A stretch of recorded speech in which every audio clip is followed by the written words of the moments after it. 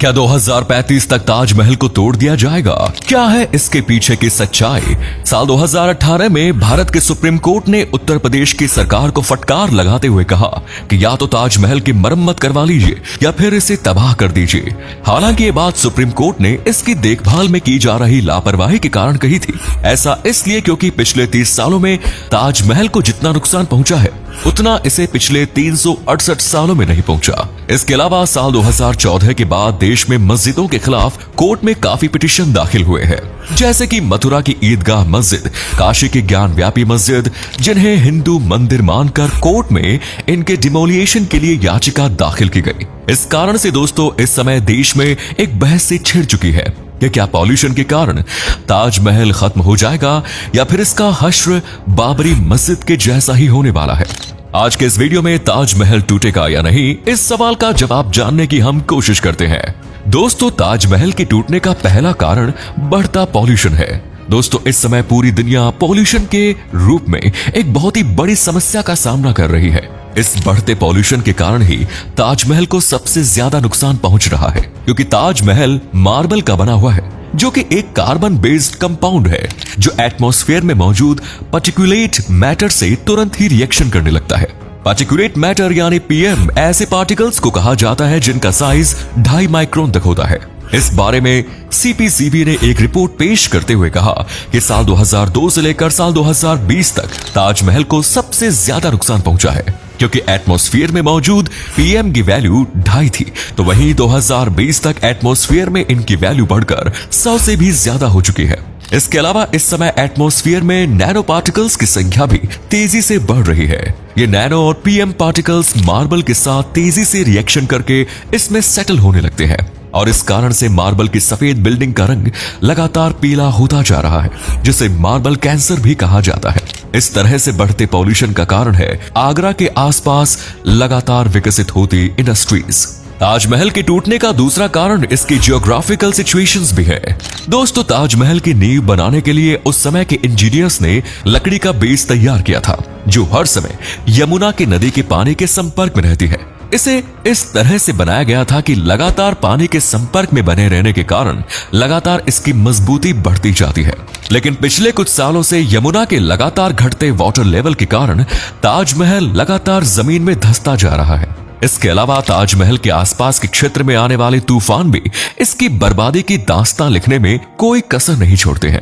यही कारण है कि साल 2020 के मई में आए एक तूफान ने इसकी छत की रेलिंग को बुरी तरह से तोड़ के रख दिया, तो वहीं टूटा हुआ कुछ मटेरियल जमीन पर आकर भी गिरा था, जिसके कारण भी इसके फर्श को काफी नुकसान पहुंचा। अब आता है ताजमहल के टूटने का तीसरा और सबसे ज्यादा चर्चित कारण, धार्मिक भावनाएं।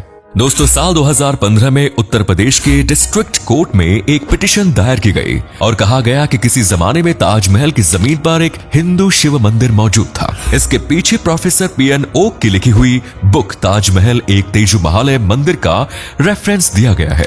इसलिए सभी को यही लग रहा है कि ताजमहल के साथ भी वही होने वाला है जो अयोध्या की बाबरी मस्जिद के साथ हुआ। लेकिन दोस्तों, अब फिर से उसी सवाल पर आते हैं कि क्या ताजमहल टूट जाएगा? तो दोस्तों, आपकी जानकारी के लिए बता दें कि इस तरह की कोशिश अंग्रेजों ने भी की थी। जब अंग्रेज लड़ कर पूरी तरह से कंगाल हो गए थे, तब उन्होंने ताजमहल के मार्बल को बेचकर मुनाफा कमाने की प्लानिंग बनाई। इस तरह की बेवकूफी भरी प्लानिंग करने वाले गवर्नर जनरल लॉर्ड विलियम वेंटिक थे। लेकिन इस प्लानिंग के लिए सबसे पहले आगरा के लाल किले के कुछ पिलर्स की कुर्बानी दी गई, लेकिन अंग्रेजों को इससे कुछ खास फायदा नहीं हुआ, और दूसरी तरफ अंग्रेजों के ही भारी विरोध के चलते ताजमहल को तोड़ने का प्लान पूरी तरह से नकार दिया गया। इस कारण से यह कहा जा सकता है कि जब अंग्रेज ही अपने राज में ताजमहल की नींव को नहीं हिला पाए, तो क्या भारत के लोग पूरी तरह से इसका डिमोलिएशन करने में सफल होंगे? तो दोस्तों, आपकी जानकारी के लिए बता दूं कि ताजमहल को नहीं तोड़ा जा सकता, बल्कि इसकी सुरक्षा का इंतजाम पहले से ज्यादा कर दिया गया है। तो ताजमहल को बचाने के क्या क्या इंतजाम किए गए हैं, इस बारे में भी अब थोड़ी सी चर्चा कर लेते हैं। दोस्तों, ताजमहल के टूटने का पहला कारण था पॉल्यूशन। तो सरकार ने ताजमहल के आसपास के 500 मीटर के एरिया में किसी भी तरह के कंस्ट्रक्शन वर्क को पूरी तरह से बैन कर दिया है। तो वहीं यहाँ पर बायो और म्युनिसिपल वेस्ट को जलाने पर भी पूरी तरह से पाबंदी लगा दी गई है। ट्रैफिक के कारण होने वाले पॉल्यूशन को रोकने के लिए पब्लिक ट्रांसपोर्ट का उपयोग किया जा रहा है। तो वहीं इसके आसपास पूरी तरह से सीएनजी से चलने वाले व्हीकल्स को ही एंट्री दी जाती है। इसके अलावा सरकार ने यमुना नदी में बढ़ते पॉल्यूशन को रोकने के प्रयास भी शुरू कर दिए हैं।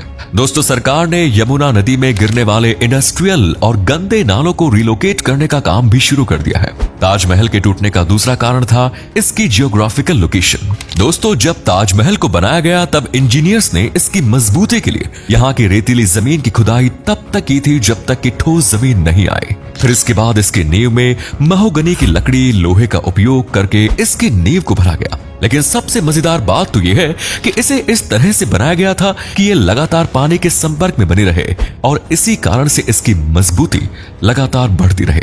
लेकिन पिछले कुछ सालों में यमुना नदी के घटते जलस्तर के कारण इसकी मजबूती अब कम हो रही है और ताजमहल लगातार जमीन में धंसता जा रहा है।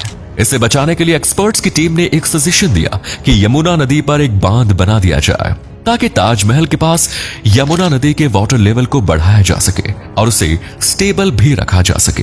दोस्तों, अब यहां आने वाले तूफानों को रोक पाना तो संभव नहीं है क्योंकि ये तो प्रकृति की माया है और इस पर मानव का कोई जोर नहीं चलता। लेकिन फिर भी ताजमहल को होने वाले नुकसान को कम करने हर संभव प्रयास किए जा रहे हैं। दोस्तों, इसके टूटने का तीसरा कारण इसकी धार्मिक स्थिति है। तो आपकी जानकारी के लिए बता दें कि यह पूरी तरह से स्पष्ट हो चुका है कि जिस जगह पर ताजमहल बना हुआ है उस जगह पर पहले कोई शिव मंदिर नहीं था। हाँ, ताजमहल के बनने से पहले ये जमीन यानी आज से करीब 400 साल पहले एक राजपूत राजा जयसिंह के अधिकार में थी, जिसे शाहजहां ने कानून के हिसाब से राजा जयसिंह से खरीदा और इसके बदले जयसिंह को आगरा शहर में 4 हवेलियां भी मिली, जिसके दस्तावेज मुगल इतिहास में मिलते हैं। ऐसे दस्तावेजों में किसी भी मंदिर का उल्लेख नहीं किया गया है। इसका मतलब यह है कि यह जगह पूर्व में पूरी तरह से खाली थी, जिसे शाहजहां ने खरीदा था। इसके अलावा मुगल बादशाह शाहजहां और राजपूत राजा जयसिंह के बीच व्यापारिक रिश्ते भी थे, जिसके सबूत भी मुगल काल के रिकॉर्ड्स में मिलते हैं। लेकिन मुगल काल के किसी भी रिकॉर्ड में इस जगह पर किसी शिव मंदिर का ऐतिहासिक प्रमाण नहीं मिलता। इस कारण से यह भी कहा जा सकता है कि आने वाले समय में ताजमहल के साथ बाबरी मस्जिद जैसा हश्र नहीं होने वाला है।